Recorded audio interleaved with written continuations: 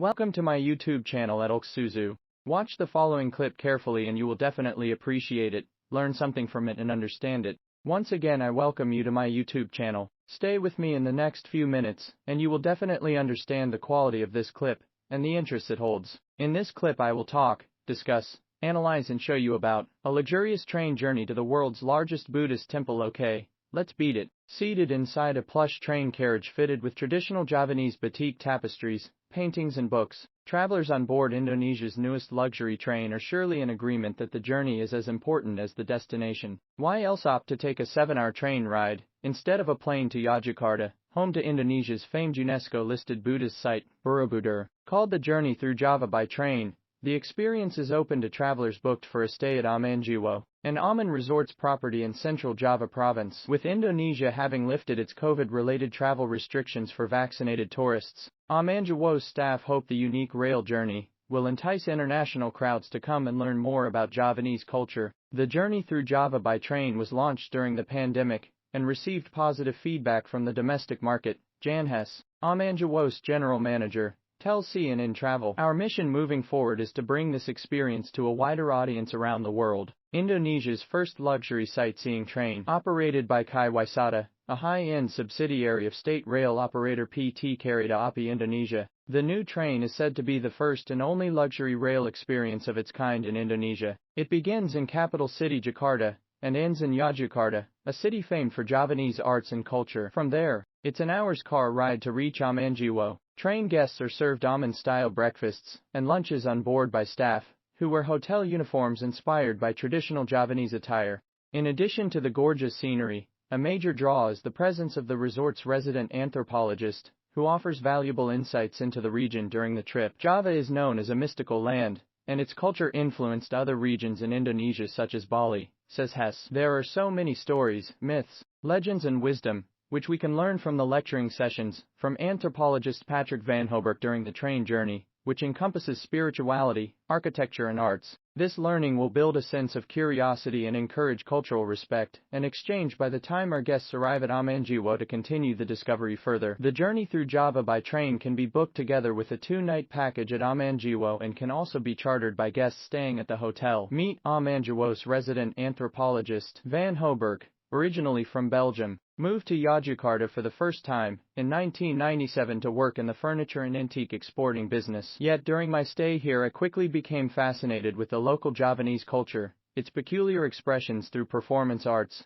wayang cycles, its philosophical and traditional aspects of how to lead life, says Van Hoberk. He was so intrigued that he obtained a bachelor's degree then a master's degree in anthropology in the United States and the Netherlands before moving back to Indonesia permanently in 2010. As an anthropologist specializing in Javanese spiritual culture and practice, I can confidently answer that Central Java is a rich and vibrant playground for the spiritually minded, as the landscape is literally dotted with both built and natural sacred sites, he says. Since 2019, Van Hoberk has been working with Amenjiwo conducting evening lectures and setting up spiritual and cultural activities for guests. When he isn't at the resort, he coordinates retreats focused on Javanese wisdom and healing powers while continuing his research on Javanese culture. During the train ride through the mountainous valleys, guests take in typical landscapes of Java, rice fields, tropical forests with rolling hills, volcanoes and important rivers in the background, while listening to Van Hoberk's anecdotes. A guide to Borobudur, the world's largest Buddhist temple. Upon arrival at Amenjiwo,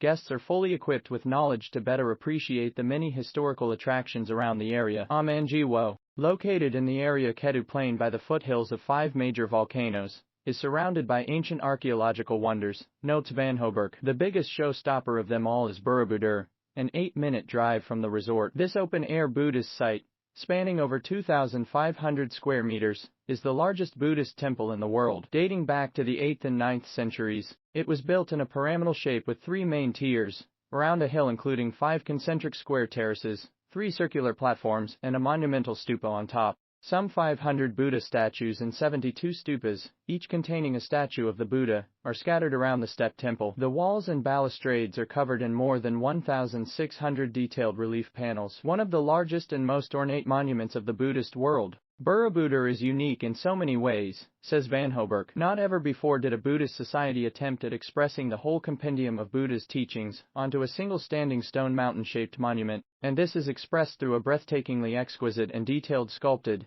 iconography using dark andesite volcanic rock. With the site suffering from natural weathering for more than 1,000 years, the international community came together in the 1970s to fund a major renovation, which was carried out by UNESCO. In 1991, it was inscribed as a UNESCO World Heritage Site. The traditional pilgrimage path is a 6-kilometer walk, slowly ascending each level of the pyramidal temple through its spiraling corridors. The trek usually takes about half a day. For those who don't have the time, Van Hoberk suggests a median solution by learning about the cultural background of Borobudur Temple before visiting the most representative relief panels on each level, with the help of a local guide. Take a minute here and there in meditative poise to grasp the effort, time and purposes of the original builders, and their Dharma-oriented civilization by facing one of the 500-plus Dhyani Buddha icons of Mahayana Buddhism, statues in their alcoves, recommends Van Hoberk. The upper galleries of the temple have been closed during the pandemic. Until the temple is reopened fully, Van Hoberk urges travelers to walk around the temple a few times, also called a kora, a meditative pilgrimage that involves repeatedly circling around a sacred site in a clockwise direction. It's popular to admire Borobudur from the top stupa, at sunrise, over the misty plains, below and behind the two main volcanoes on the eastern horizon, but Van Hoberk thinks other times and weather conditions offer their own charms. The monument takes on special importance and a definite aural grandeur during the ceremony of Wesak, a 3-day Buddhist celebration of the Buddha's birth, enlightenment and passing stages. He says, Wesak Day, or Vesak Day, takes place on the full moon of the 4th month of the lunar calendar, usually in May or June. It's a great moment to participate with hundreds of Buddhists from all over Asia and the world, observing a variety of ritual approaches, chanting and contemplation processions towards the temple, and through this maybe get a glimpse of what was actually intended by the designers or builders who conceived Borobudur in the first place, in the early 9th century, says Van Hoberk. In terms of other favorite Central Java attractions to visit, the anthropologist points to the Hindu-Buddhist temples of the Mataram Kingdom,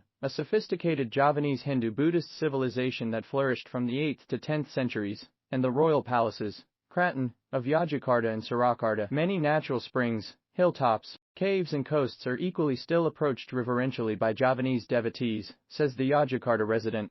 Alexandru thanks for viewing. If you liked the video, don't forget